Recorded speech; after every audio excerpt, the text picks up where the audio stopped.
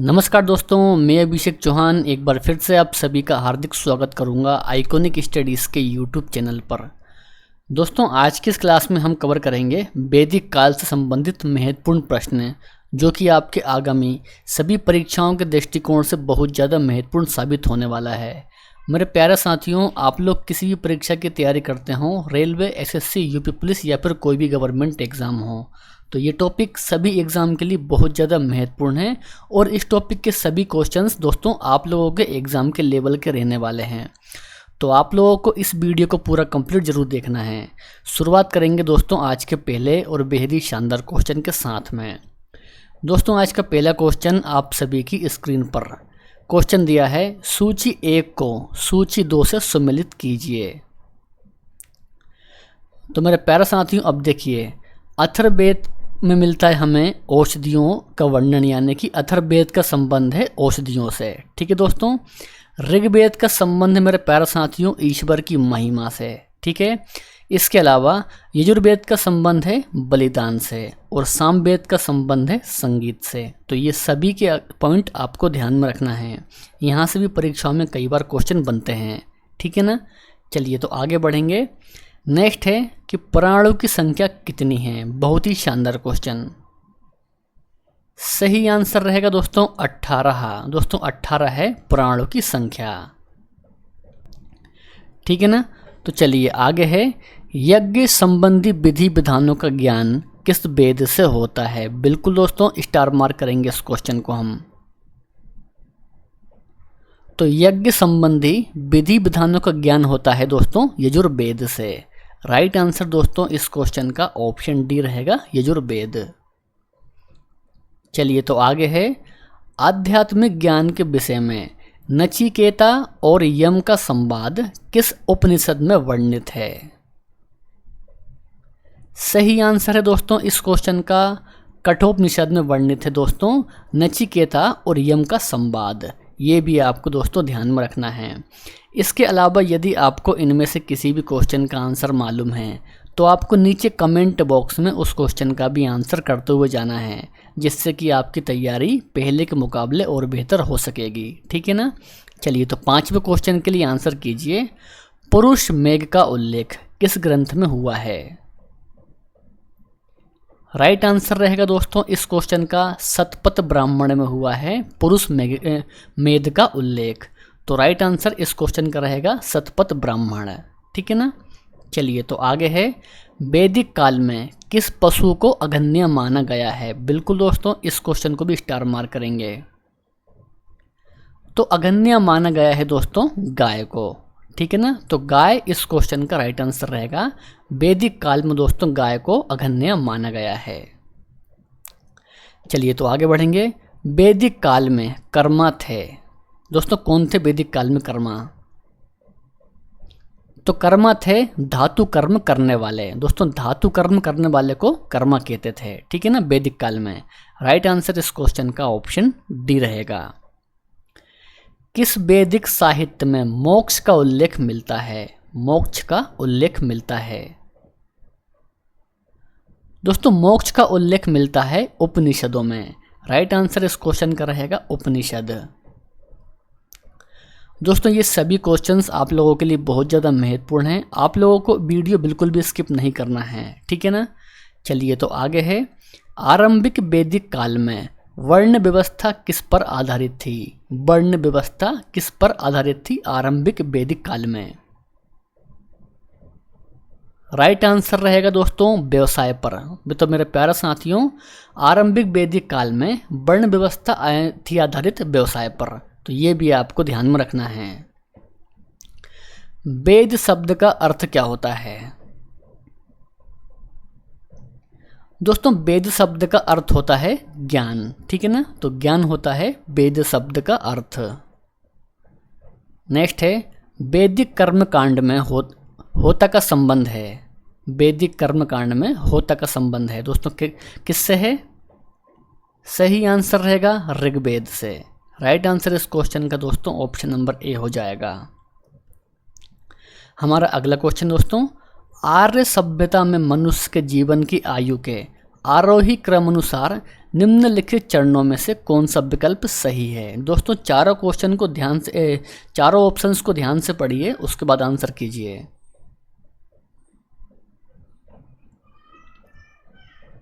तो मेरे प्यारे साथियों, इस क्वेश्चन का सही आंसर हो जाएगा ब्रह्मचार्य, गृहस्थ, वानप्रस्थ और सन्यास। तो आर्य सभ्यता में मनुष्य के जीवन की आयु के आरोही क्रमानुसार दोस्तों रहेगा ब्रह्मचार्य, गृहस्थ, वानप्रस्थ और सन्यास। तो ये आपको ध्यान रखना है। इस क्वेश्चन का सही आंसर ऑप्शन नंबर ए हो जाएगा। वैदिक युग में राजा अपनी जनता से जो कर वसूल करते थे उसे क्या कहते थे। स्टार मार्क कीजिए दोस्तों इस क्वेश्चन को। दोस्तों वैदिक युग में राजा अपनी जनता से जो कर वसूलते थे उसे बलि कहते थे। दोस्तों क्या कहते थे, तो उसे बलि कहते थे वैदिक युग में।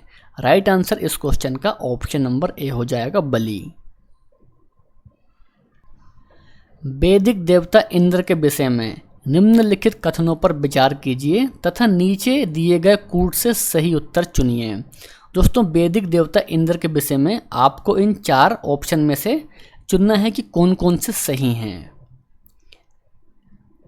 दोस्तों देखिए, झंझावत के देवता थे दोस्तों, ये कथन बिल्कुल सही है, वैदिक देवता इंद्र। ठीक है दोस्तों, इसके अलावा पापियों को दंड देते थे, तो ये गलत हो जाएगा। इसके अलावा वर्षा के देवता थे, तो ये भी सही है दोस्तों, भगवान इंद्र को माना जाता है वर्षा के देवता। ठीक है, तो ये सही है। इसके अलावा दिया है नैतिक व्यवस्था के संरक्षक थे, तो ये गलत हो जाएगा दोस्तों। यानी कि पहला और तीसरा कथन सही है। तो इस क्वेश्चन का दोस्तों सही आंसर रहेगा ऑप्शन नंबर डी, यानी कि 1 एवं 3 सही है। तो ये आपको बिल्कुल दोस्तों ध्यान रखना है। ठीक है ना।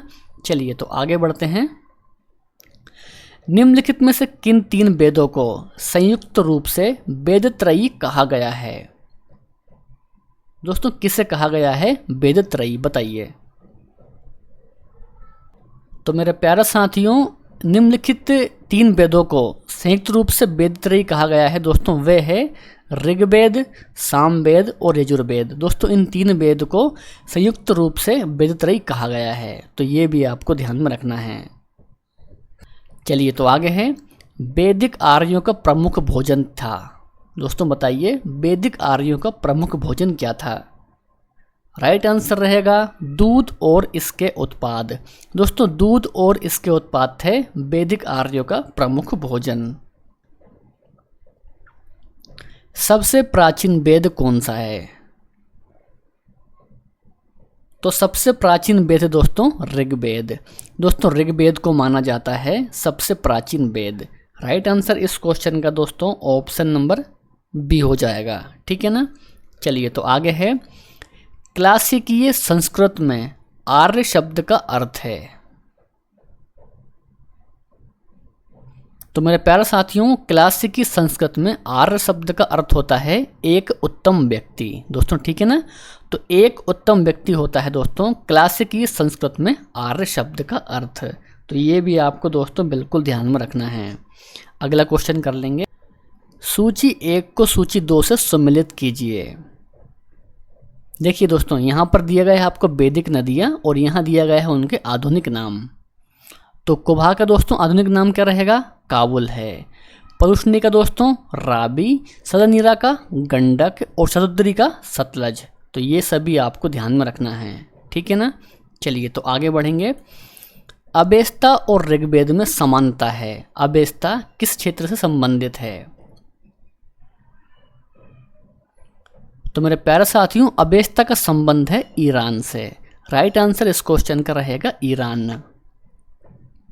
21 है, किस वैदिक ग्रंथ में वर्ण शब्द का सर्वप्रथम नामोल्लेख मिलता है।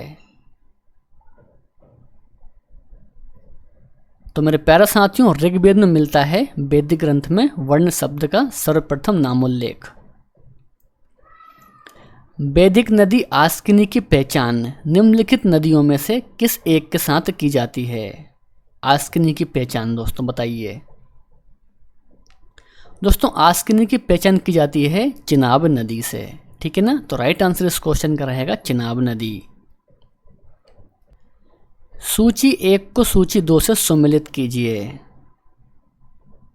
तो अब देखिए दोस्तों, ऋग्वेद का रहेगा ऐतरेय, सामवेद का हो जाएगा पंचविश, अथर्ववेद का रहेगा गोपथ, यजुर्वेद का रहेगा शतपथ ब्राह्मण। ठीक है, तो ये भी आपको ध्यान में रखना है।